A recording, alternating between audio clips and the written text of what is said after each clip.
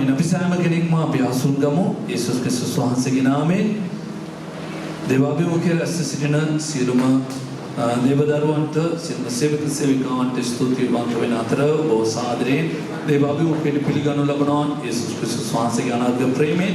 ඒ වගේම අප මැදේ සිටිනවා ඉතාලිය අපොස්තලික දේව සභාවේ මිලානෝ පළාත් භාරව සේවය කරමින් සිටිනා පාස්ටර් දාවිද දෙන්තිකෝ එතුමාව දෙවියන් වහන්සේගේ නාමයෙන් අපගේ සභාවට දේව ප්‍රේමයෙන් අපි පිළිගනු ලබනවා. හොඳට පොළ සන්නාදයන් දෙමු අපගේ දෙවියන් වහන්සේට.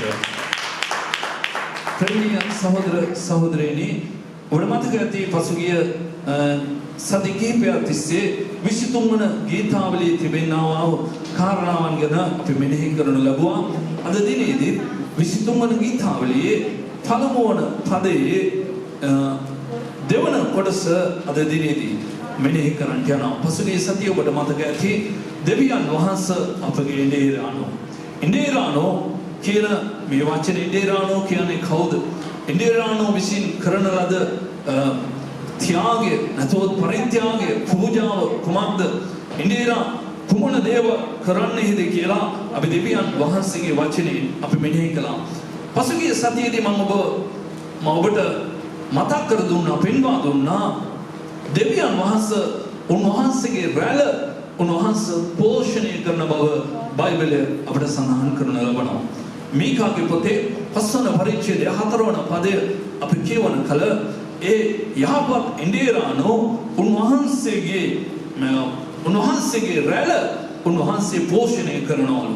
ඒ කාරණා කිහිපයක් කියන අතර කොටස් දෙකකට ඒ පදය තුල බෙදෙනු ලබනවා. මීකාගේ පොතේ 5 වන පරිච්ඡේදයේ 4 වන පදය නැවතත් සහෝදරී කියවන කල අපි සවන් දෙන්නට යනවා.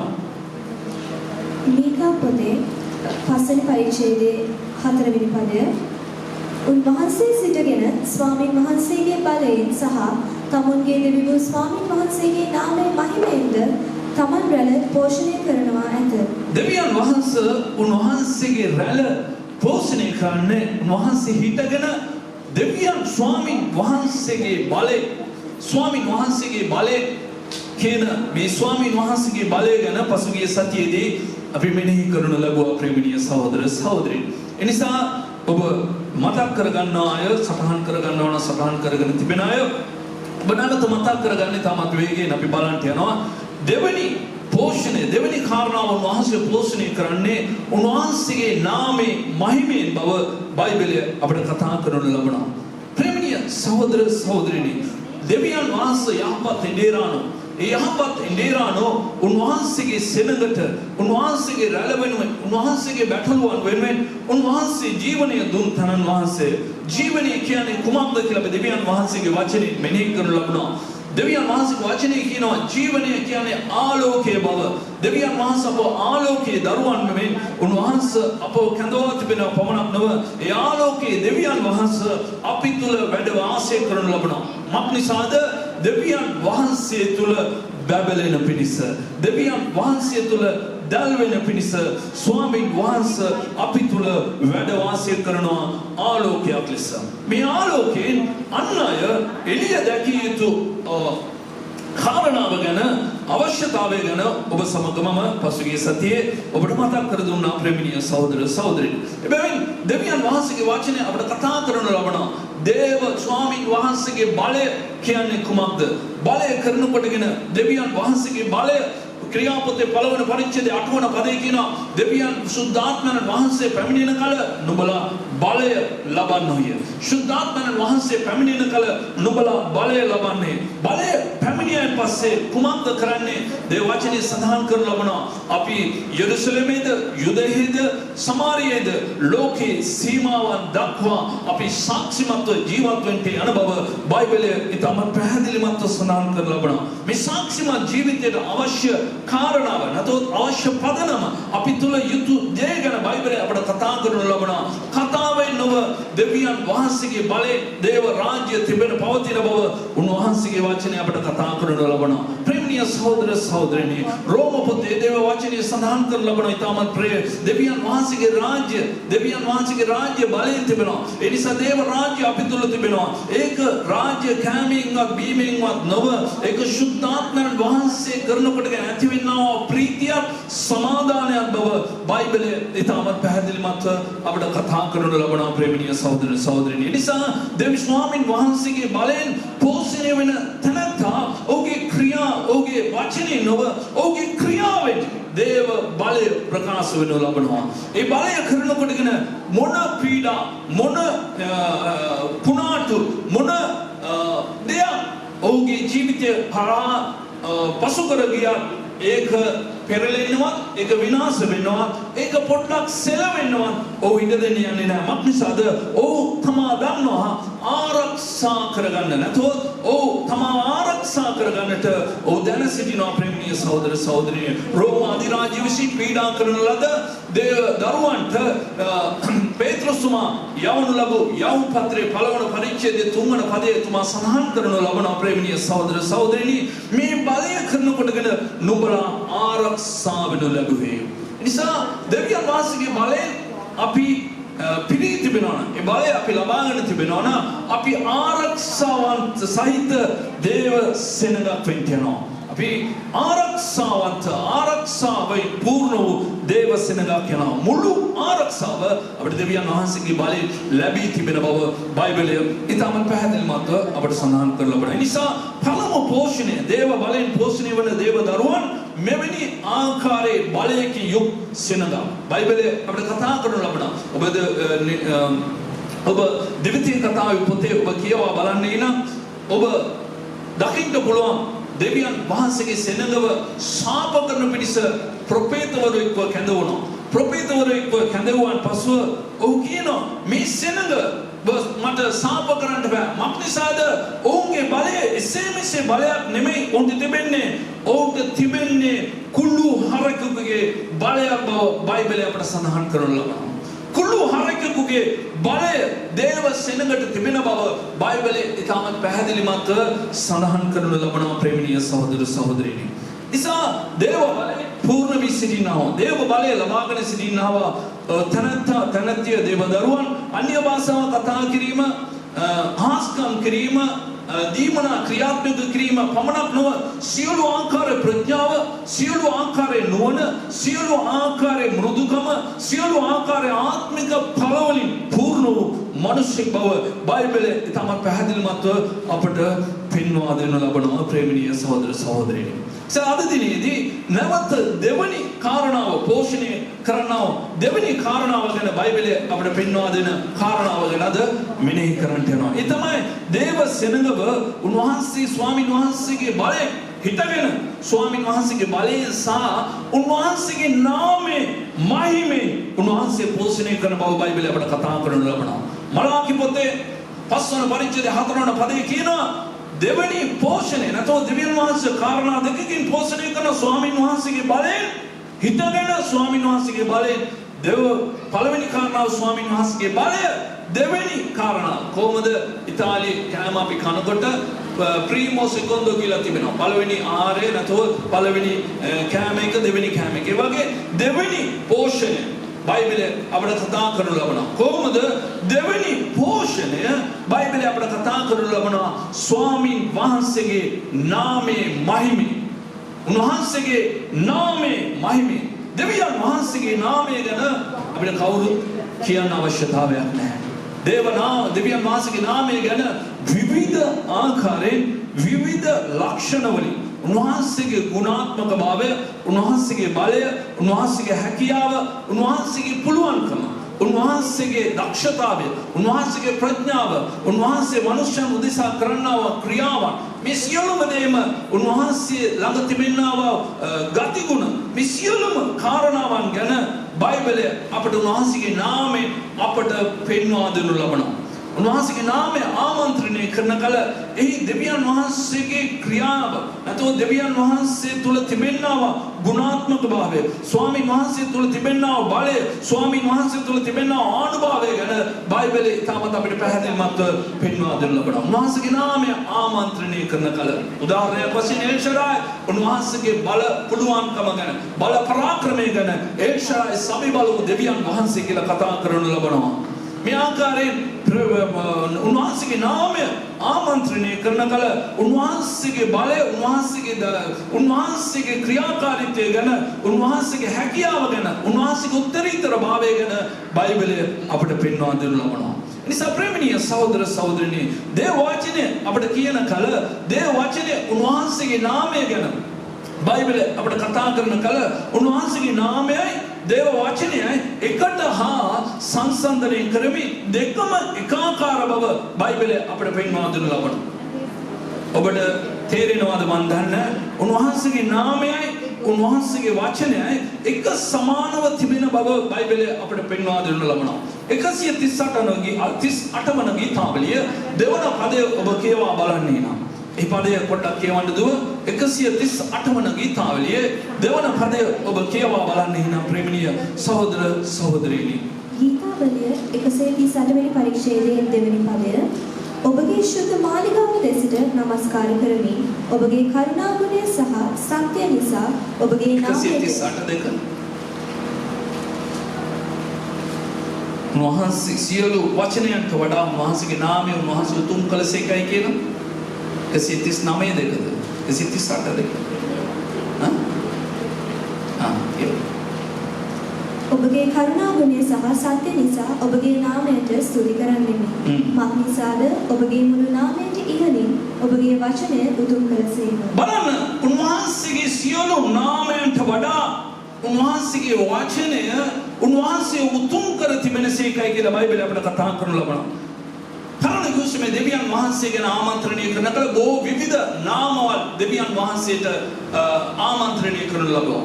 උන්වහන්සේගේ බලය ගැන උන්වහන්සේගේ හැකියාව ගැන උන්වහන්සේගේ පුළුවන්කම ගැන උන්වහන්සේ කරන ක්‍රියාවන් ගැන බයිබලයේ උන්වහන්සේගේ නාමයෙන් හෙළි දක්වනු ලබනවා. නමුත් මේ පරණ කුසමේ ගීතකාරකරු ගායනා කරන කල 138 වන ගීතාවලියේ දෙවන පදයේ තමයි විශේෂිත ආකාරයෙන් අවසන් වෙනවා දකින්න පුළුවන්. උන්වහන්සේගේ සියලු නාමයන්ට වඩා උන්වහන්සේගේ වචනය උන්වහන්සේ උතුම් කර තිබෙනසේක. මේ වචනය ප්‍රේමණීය සහෝදරයනි තමයි දෙවියන් වහන්සේ බව බයිබලය අපිට කතා කරනු ලබන්නේ. උන්වහන්සේගේ වචනය තමයි ස්වාමීන් වහන්සේ බව දෙවියන් වහන්සේ බව උන්වහන්සේම බව බයිබලයේ සුදු යෝහන් පොතේ පළවෙනි පරිච්ඡේදයේ පළවන පදය අපිට කතා කරනු ලබනවා. උන්වහන්සේගේ වචනය දෙවියන් වහන්සේගේ වචනය තමයි ස්වාමීන් දෙවියන් වහන්සේ.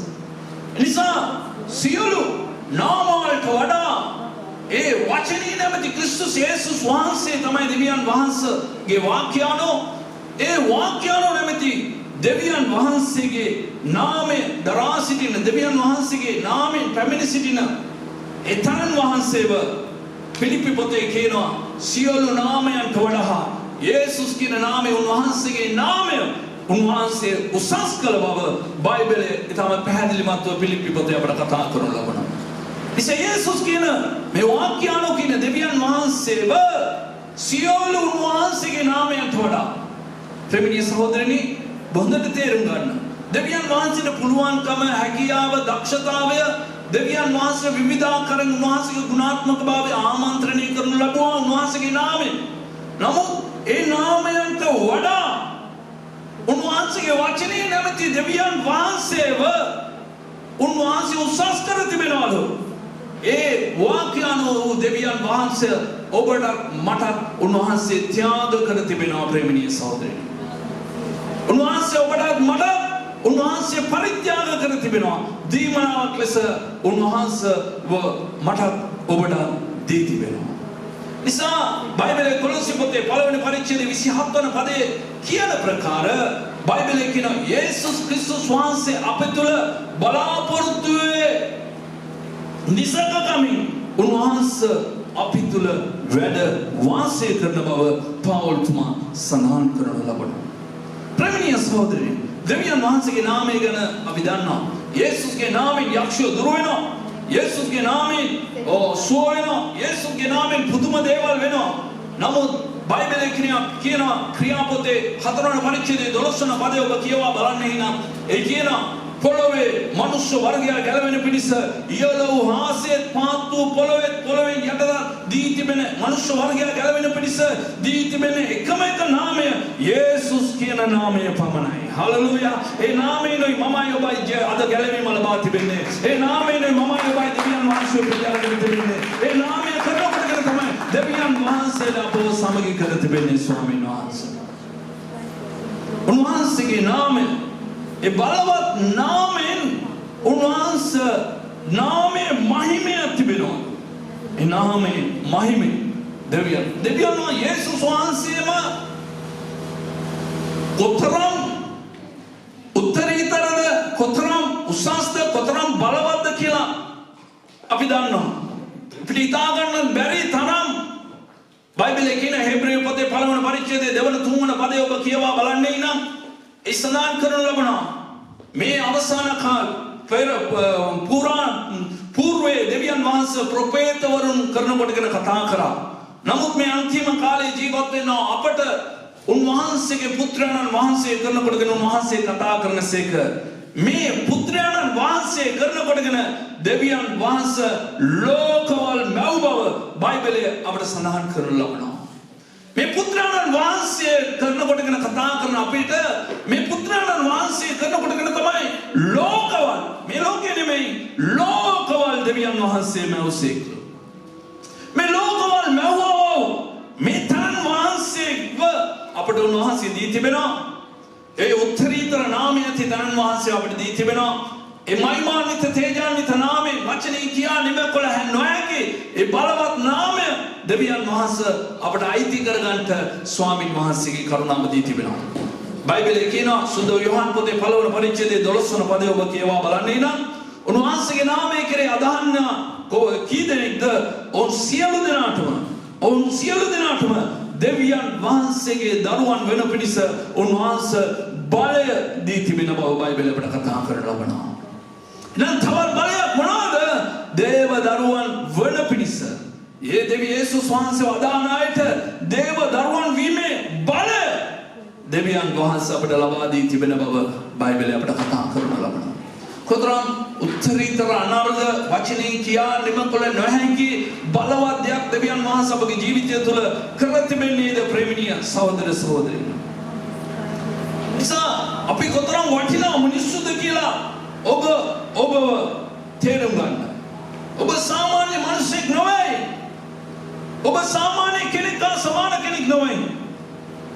උන්වහන්සේගේ පුත්‍රයන් වහන්සේගේ ස්වරූපයෙන් උන්වහන්සේගෙන් ඔබව බලන තනන් වහන්සේ දෙවියන් වහන්සේ.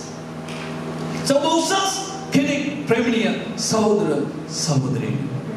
උන්වහන්සේගේ නාමයෙන් මහිමය දෙවියන් වහන්සේගේ නාමයෙන් සියලුම දේ සිදු වෙනවා. නමුත් මහිමය කියන කල බයිබලයේ අපට කතා කරන ලබන ඒසායා පොතේ තමයි වේගයෙන් මම කියවගෙන යනවා ප්‍රේමී සහෝදරයනි. මේ මහිමය දෙවියන් වහන්සේ වෙන කාටවත් දෙන්නේ නැහැලු. කැපූ රූපයකටවත් ගස් කොළන් වලටත් ආහසේ තිබෙනා තාරකාවන්ටවත් සඳටවත් ඉරටවත් පොළවේ පෙනෙන කිසිම ස්වරූපයකටවත් ආකාශයේ පක්ෂීන්ටවත් දෙවියන් වහන්සේ තමන් වහන්සේගේ මහිමය නොදෙන සේක්ල. ඒක ගැන බයිබලයේ කියන උන්වහන්සේ ඊර්ෂ්‍යාකාර නැතෝ jealous God කියලා නැතෝ ඊර්ෂ්‍යාවන්ත දෙවියන් වහන්සේ කියලා. තරම් මහිමය දෙවියන් වහන්සේ තිබෙනවා. තරම් මහිමය දෙවියන් වහන්සේ ළඟ තිබෙනවා. ඒක කාටවත් දෙවියන් වහන්සේ දෙන්නේ නැහැ. ඔබ විවස්ථාව කියවා බලන කල දේවචනය නික්මයා පොත 20 වන පරිච්ඡේදයේ නික්ම විවස්ථාව දසපනත ගැන ඔබ කියවන්නට පුළුවන්. එහි දෙවියන් වහන්සේගේ වචනේ කියනවා උන්වහන්සේගේ නාමයේ නිකරුණේ නමස්කාර කරන්න නිකරුණේ මෙහි කරන්න දෙවියන් වහන්සේ දඬුවම් නොකර නොසිටිනසේකයි කියලා. උන්වහන්සේගේ නාමයේ කිසිවෙක් ව්‍යවහාරණය කරන්න බෑ. ඒක උච්චාරණය කරන්න බෑ. නිස්කාරණේ තරම් බලවත් නාමයක් දෙවියන් වහන්සේගේ නාමය. එතරම් උසස් නාමයක් මිනිස්යාගේ වචනේ කියා නිම කළ නොහැකි එතරම් අපූර්ව බලවත් උසස් වචනේ කියා නිම කළ නොහැකි නාමයක් දෙවියන් වහන්සේගේ නාමය. ඒ නාමයේ මහිමය උන්වහන්සේගේ මහිමය වෙන කාටවත් උන්වහන්සේ දෙන්නේ නැහැ. නමුත් සුද්ධ යෝහන් පොතේ 13 පරිච්ඡේදයේ 22 වන පදය ඔබ කියවා බලන්නේ නම් යේසුස් වහන්සේ තම අනාරුද යාඥා දෙවියන් වහන්සේ සමග දෙබසගේ යෙදෙනවා. ඒ කියනවා මම කාටවත් දෙන්නේ නැති මේ මහිමය පියාණනි මම මොහොත දෙනවා. ඔබ මට දුන් මහිමය මම මේ ගෝලයන්ට දෙනවා. එනිසා තමයි බෞතිස්ම ගන්න කල ගැනීමට ප්‍රථමයෙන් ගෝලකමට පත් කිරීම නැතොත් ගෝලකමට වෙනස් වීම අනිවාර්ය වී තිබෙනවා. ඒ ගෝලකමට වෙනස් වෙන්න පුළුවන් සබාව පසුතැවිලි වීමක් තිබුණොත් පමණයි. එහෙම නැති කෙනා ගෝලයක් වෙන්නේ නැහැ. ගෝලකමේ කාරණාවන් ගැන බයිබලය අපට උගන්වනු ලබනවා ප්‍රේමණීය සහෝදර සහෝදරියනි. ඔහුගේ ගුණාත්මක භාවය ගැන බයිබලය අපට උගන්වනු ලබනවා. අද ලෝකේම දකින්න ලැබෙන්නේ නැහැ. දෙවියන් වහන්සේගේ ගෝලකමේ තිබෙනා කාරණා. ඒ වසමත් ලෝකයේ අදසමත් දෙවියන් වහන්සේගේ දරුවන්ව ප්‍රේමණීය සහෝදර සහෝදරියනි ගෝලකමට දේව දාසයන් ගොඩනගනවා. නමුත් ගොඩනගුණාද කියලා බලනකොට ඒකේ තාම ස්වල්ප නැත්නම් සොච්චමක් තමයි අපට දක්නට ලැබෙන්නේ. මේක දෙවියන් වහන්සේගේ වචනේ ඉතිහාසයේ පුරාම එදා සිට අද වෙනකන් සිදු වෙනවා. මේක අලුත් දෙයක් නෙමෙයි. මේක එදා තිබුණා, අදත් තිබෙනවා, හෙටත් තිබෙන්න යනවා ප්‍රේමණීය සහෝදර සහෝදරියනි. සමේ ගෝලකම දෙවියන් වහන්සේගේ නාමයේ මහිමය මොනවාටද දෙවියන් වහන්සේ දී තිබෙන්නේ? උන්වහන්සේගේ අපි ඒකත්වයෙන් සිටින පිණිස, අපි එකමුතුව සිටින පිණිස, අපි එක්කෙනෙක්ව සිටින පිණිස. බයිබලයේ කියනවා ඔබ මීකාගේ පොතේ 5 වන පරිච්ඡේදයේ 4 වන පදය ඔබ හොඳින් අවධානය කර බලවනම් ඔබගේ මනස හොඳින් මේ බැටළුවන් පෝෂණය කරනවා කියලා දෙවියන් වහන්සේ කිව්වේ නෑ. දෙවියන් වහන්සේ සුද්ධාත්මයන් වහන්සේ උන්වහන්සේගේ බැටළුවන් පෝෂණය කරනවා කියලා උන්වහන්සේ කියලා නෑ. උන්වහන්සේ කියව වචනේ උන්වහන්සේ පාවිච්චි කර තිබෙන වචනේ ඔබ බලන්නේ නම් මොනවාද කියන්නේ උන්වහන්සේගේ මොනවාද? මීකාගේ පොතේ 5 වන පරිච්ඡේදය. සති කිහිපයක් අපි කියවුවා. උන්වහන්සේ පෝෂණය කරන්නේ කාවද? උන්වහන්සේගේ බැටළුවන්ද? බැටළුවන්ද? කාවද? උන්වහන්සේගේ රැළ. තම තනර්ග දෙයක් බයිබලයේ අපට සඳහන් කරලා උන්වහන්සේගේ රැළ උන්වහන්සේ පෝෂණය කරනවා. බැටළුවන් නෙමෙයි උන්වහන්සේ රැළක් උන්වහන්සේ පෝෂණය කරනවා. බලන්න කොච්චර අනර්ග පෝෂණය දේව සෙනඟට දෙවියන් වහන්සේ තමන් වහන්සේගේ පැත්තෙන් විය යුතු දේ උන්වහන්සේ කරන්නේද කියලා ඔබ කල්පනා කර බලන්න. උන්වහන්සේගේ රැළ පෝෂණය කරනවා. බැටළුවන්ව නෙමෙයි. උන්වහන්සේගේ බැටළුවන් උදෙසා උන්වහන්සේ ජීවනය දුන්නා. නමුත් පෝෂණය කරන කල, කන්න දෙන කල දෙවියන් වහන්සේගේ රැළ උන්වහන්සේ පෝෂණය කරනවා. ප්‍රේමණීය සහෝදරයා සහෝදරිය බලන්න බයිබලයේ කියන ඒ මහිමය මොනවාටද? ඒකත්වයෙන් සිටින පිණිස, එකමුතුව සිටින පිණිස, එක්කෙනෙක්ව සිටින පිණිස. අපි රැළක් වුණත් එක්කෙනෙක්ව එකම ආත්මේ ඔබ ක්‍රියාපොතේ සුද්ධාත්මයන් වහන්සේගේ බලය ලබා ගන්නයින් පස්සේ ඔබ ක්‍රියාපොතේ කියවා බලන්න නම් 5 වන පරිච්ඡේදයේ පැමිණීමට ප්‍රථමයෙන් 4 වන පරිච්ඡේදයේ අන්තිම කොටස් කීපය ඔබ කියවා බලන්න නම් ප්‍රේමණීය සහෝදරනි ඒ කියනවා තමන්ට තිබුණු දේ ඔනිකාගේ බෙදාගත්තා. ඔන එක්කෙනෙක්ව සිටියා. ඔය වෙනස් ආකාරයේ සිටුවේ නැහැ. ඔවුන් විවිධ ආකාරයේ සිටුවේ නැහැ. ඔවුන් වෙන වශයෙන් ඔවුන්ගේ මනස තිබුණේ නැහැ. ඔවුන්ගේ සිතුවිලි තිබුණේ නැහැ.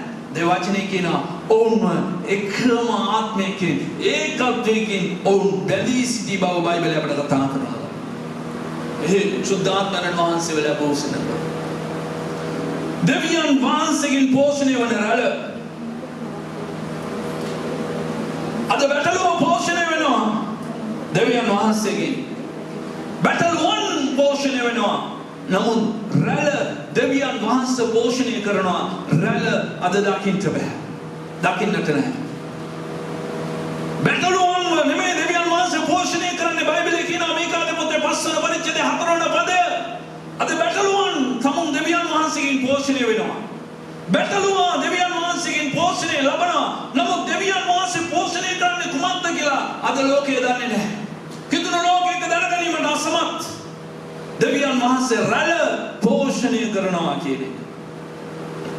සහෝදරයා සහෝදරිය දෙවියන් වහන්සේගෙන් පෝෂණය වෙන සෙනඟක් විය යුතුයි. දෙවියන් වහන්සේ එයයි උන්වහන්සේ කරන්නේ. ඒකෙන් තොර දේවල් දෙවියන් වහන්සේ කරන්න කියන්නේ නැහැ.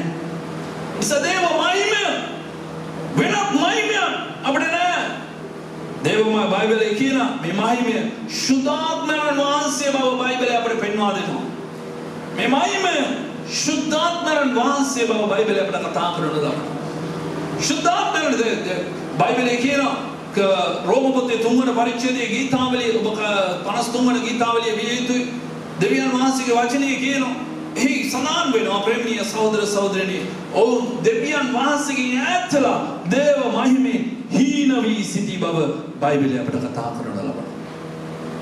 ඔව් දෙවියන් වහන්සේගෙන් ඈත්ලා ඔව් හීන වෙලා සිටියලු දේව මහිමේ.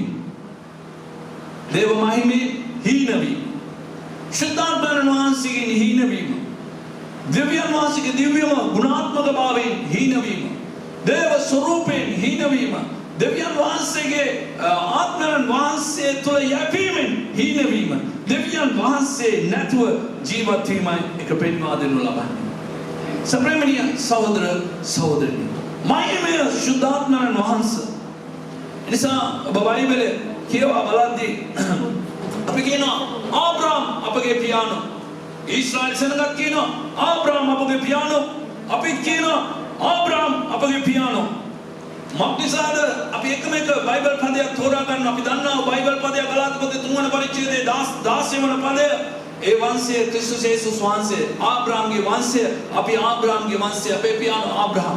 ඒ ආශිර්වාද සියල්ල අපට උරුමයි කියලා අපි කියා ගන්න මේ පදය අරගෙන. නමුත් ආබ්‍රහම්ට ප්‍රකාශ වුණු දෙවියන් වහන්සේ කවුද කියලා ඔබ කියලා දැන සිටිනවද? අපි කියනවා එල්සරායි දෙවියන් වහන්සේ අපට ප්‍රකාශ වුණා කියලා. නමුත් බයිබලයේ කියනවා එල්සරායි දෙවියන් වහන්සේ තමයි. නමුත් ආබ්‍රහම්ට ප්‍රකාශ වුණා වූ දෙවියන් වහන්සේ ගැන ස්තෙෆන් තමාව ගල්ගසා ස්වර්ගස්ථ වීමට ප්‍රථමයෙන් යේසුස් වහන්සේ වෙතට යාමට ප්‍රථමයෙන් කියනවා පදය ඔබ වචනය ගැන ඔබ කියවා බලන්න. 7 වන පරිච්ඡේදයේ 2 වන පදයේ ක්‍රියාපතේ කියවා බලන්න.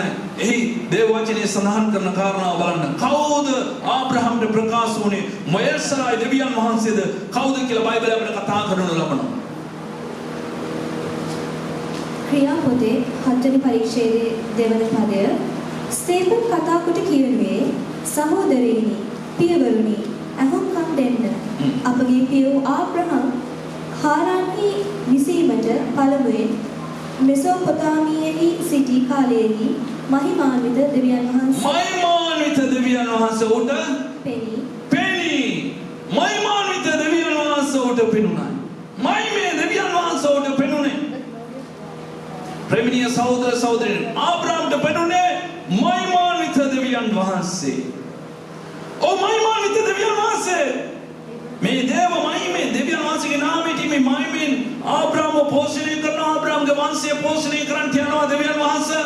ඒ ආබ්‍රහම් මහිමාන්විත පෝෂණය ලැබූ විගස පෙනුණු විගස මොනවාද කරන්නේ? ඔහුගේ පියාගේ ගේ ඔහුගේ සියලුම දේ අත්හැරලා පිටත් වෙන්න ගියා. පිටත් වුණා. දෙවියන් වහන්සේට කීකරු වුණා. කිසිම දෙයක් දැක්කේ දේව මහිමය දෙවියන් වහන්සේගේ නාමයේ මහිමෙන් පෝෂණය වෙන සෙනඟ. ප්‍රේමණීය සහෝදරනි, මේ ලෝකේ දෙයක් අල්ලගෙන ඉන්නේ නැහැ. මේ ලෝකේ දෙයක් ඔහුට අවශ්‍ය නැහැ. ලෝකේ කිසිම දෙයක් ඔහු බලන්න යන්නේ නැහැ. ඔහු පිටත් වෙනවා දෙවියන් වහන්සේ පෙන්වන කාරණාව දෙස. නමුත් මොනවද දෙවියන් වහන්සේ පෙන්වන්නේ? ඔහුට දකින්න මොකුත් නැහැ. කොයිද යන්න ඕනේ කියලා කිව්වේ නැහැ දෙවියන් වහන්සේ. කොයි දිශාවට යා යුත්තේ කියලා දෙවියන් වහන්සේ කිව්වේ නැහැ. යා යුත්තේ ස්ථානය දෙවියන් වහන්සේ දැනුම් දුන්නේ නැහැ. ඔහු තුල ඇදහිල්ල නිර්මාණය කරන ලබෝ. ඔබ මේ ග්ලෝරි කියන මේ වචනේ අරගෙන ඔබ ඉන්ටර්නෙට් එකේ නැතොත් ඔබ අන්තර්ජාලයේ ඔබ සොයා බලන්නේ නම් මේකට වචන අර්ථකථන කීපයක් දක්වන ලබන මේ මහිමය අපි තුල නිර්මාණය කර ගැනීම දෙවියන් වහන්සේගේ අභිමුඛත්වය අපි තුල නිර්මාණය කර ගැනීම කියලා බයිබල් හඳුන්වා දෙනවා මේ ග්ලෝරි නැතොත් මේ මහිමයට අන්තර්ජාලයෙන් අපි සොයා බලන කල එහි ප්‍රකාශ කරන ලබන නැතොත් එහි අර්ථ දක්වන ලබනවා අපි තුල දේව අභිමුඛත්වය නිර්මාණය කිරීම මහිමේ දෙවියන් තමා තුල ප්‍රේමණීය සහෝදර සහෝදරනේ දේව අභිමුඛත්වය නිර්මාණ ඔබ 26 වන පරිච්ඡේදයේ 4 වන පදයේ කියවා බලන්න දේව බයිබලයේ කියන නැහැ විවස්ථාවක් නැහැ කිසිම ආඥාවක් නැහැ කිසිම පනතක් නැහැ දෙවියන් වහන්සේ මේක තමයි හොඳ මේක තමයි නරක කියලා කියා දුන්නේ නැහැ නමුත් ආබ්‍රහම් 26 වන පරිච්ඡේදයේ 4 වන පදයේ සඳහන් කරන ලබන උත්පත්ති පොතේ ඔව් දෙවියන් වහන්සේගේ ආඥාවන් දෙවියන් වහන්සේගේ පනත් දෙවියන් වහන්සේගේ නියම දෙවියන් වහන්සේගේ ව්‍යවස්ථාව ඔව් සම්පූර්ණ කළ බව බයිබලයේ අපට කතා කරන ලබනවා මහිමේ දෙවියන් වහන්සේ උට ප්‍රකාශ වුණ නිසා දේව ව්‍යවස්ථාව විතරක් නෙමෙයි දේව නියම දෙවියන් වහන්සේගේ පනත් දෙවියන් වහන්සේගේ ආඥාව සියලු අඩංගු කාරණාවන් ඔව් දෙවියන් වහන්සේ ඉදිරියේ සම්පූර්ණ කළා.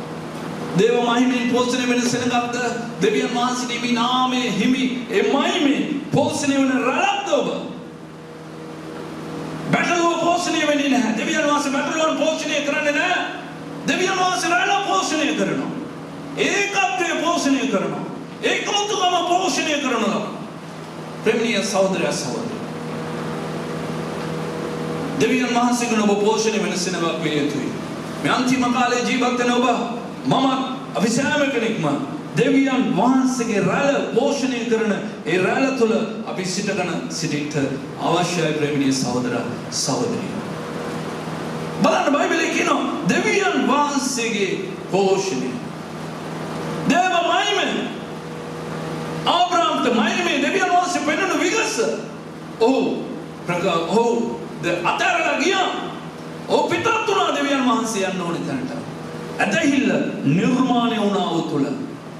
ඇදහිල්ල නැතුව දෙවියන් වහන්සේව ප්‍රසන්න කරන්න කාටවත් බෑ ප්‍රේමණීය සහෝදරයෝ. ඇදහිල්ලෙන් තොරව ඔබට බෑ දෙවියන් වහන්සේව ප්‍රශංසා කරන්න. අදහන කෙනාට සියල්ල හැකි. මාක් පොතේ 9 වන පරිච්ඡේදයේ 23 වන පදයේ කියනවා අදහනාට සියල්ල හැකි බව. ඔබ අදහන කෙනෙක්ද ඔබට සියල්ල හැකි. මොනවාද යක්ෂය දුරු කරන්නද? යක්ෂය කට්ටඩි දුරු කරනවා ප්‍රේමණීය සහෝදරයෝ. යක්ෂය කට්ටඩි දුරු කරනවා. ආශ්‍රම මැජික් කාර්යයක් කරනවා. මේවා අවශ්‍ය දේව රාජ්‍ය තිබෙනවා. මේවා නැහැ කියලා කොහෙවත් නැහැ. දේව රාජ්‍ය ඕන් කරන්නට වඩා උතුම් දෙයක් තිබෙනවා. නමුත් දේව මහිමේ සුද්ධාත්මයන් වහන්සේගෙන් අපි පිරී සිටින්න අවශ්‍යයි. දේව මහිමය ඔබ කරා පැමිණෙනවාද?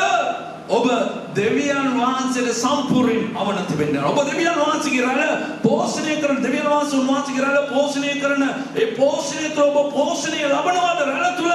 ඔබ දෙවියන් වහන්සේගේ තුළ ඇදහිල්ල ඔබට නිර්මාණය වෙනවා. මොනවාද ණය ප්‍රශ්න?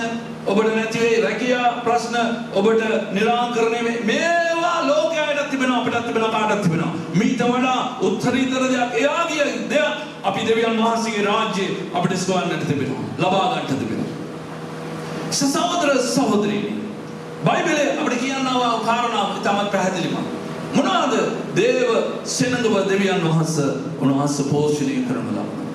ඉන්පසු බයිබලයේ කියනවා මහිමය සබ මහිමය ලබාගත් සෙනඟක් පිළිතුරු. මම කාරණා දෙකක් කියලා අවසන් කරන්න කියලා. ආබ්‍රහම් මහිමය ලබාගත්තා. පිටත්ව ගියා. ඔහු තුළ ඇදහිල්ල පියායන නාමය ලැබුවා. සියල්ලන්ටම පියෙක් වුණා.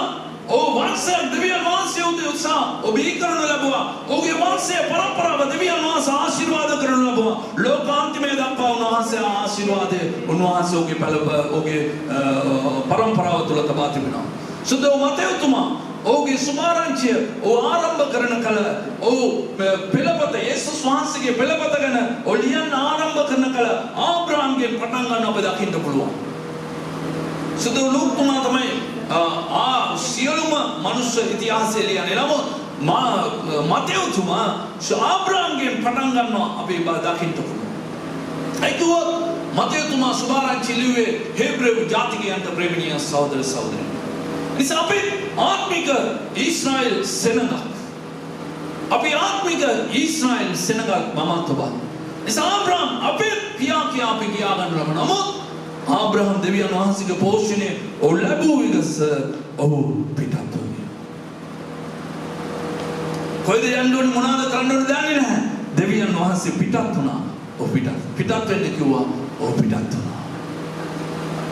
බලන්න බයිබලයේ කියනවා ඊශ්‍රායලයට ඒ මහිමය ආබ්‍රහම් කරනකොටගෙන මහිමය දෙවියන් වහන්සේ ආබ්‍රහම්ට ප්‍රකාශ වුණාන් පසුව ඒ මහිමය මුළු ඊශ්‍රායල් සෙනඟටම උන්වහන්සේ දුන්නා. ආත්මික ඊශ්‍රායල් වරු වන අපට දෙවියන් වහන්සේ මහිමය ලබා දී තිබෙනවා. නමුත් දේව මහිමය නැති වී යනවා. නැති අය ගැන බයිබල අපට කතා කරන ලබනවා. නැති වී යන්නේ කොහොමද? පළවෙනි සාමුවෙල්ගේ පොතේ ඔබ ඒලී කියන පූජකයෙක් සිටියා. ඔහුට දරුවන් දෙදෙනෙක් හිටියා. එක්කෙනෙක් පිනේහස් සහ තවත් එක්කෙනෙක් මට නම අමතකයි. පිනේහස් සහ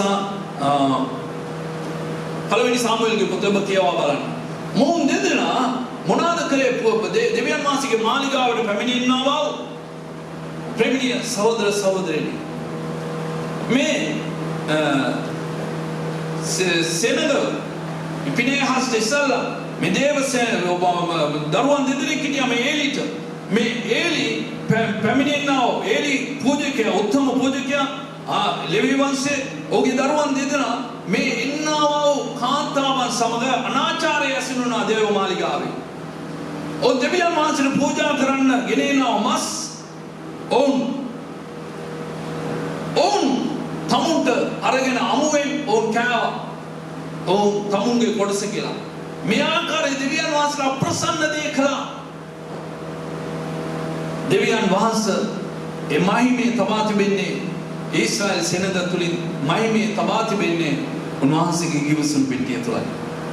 දේවචනයේ කියනවා ගිවිසුම් පෙට්ටිය ක්‍රිස්තුස් යේසුස් වහන්සේට දෙවියන් වහන්සේ සංකේතවත් කර තිබෙනවා. නමුත් හේබ්‍රේව පොතේ ප්‍රේමණීය සහෝදරයනි 9 වන පරිච්ඡේදයේ කියනවා ගිවිසුම් පෙට්ටියේ තිබුණා කාරණාවක් තුනක් ගැන.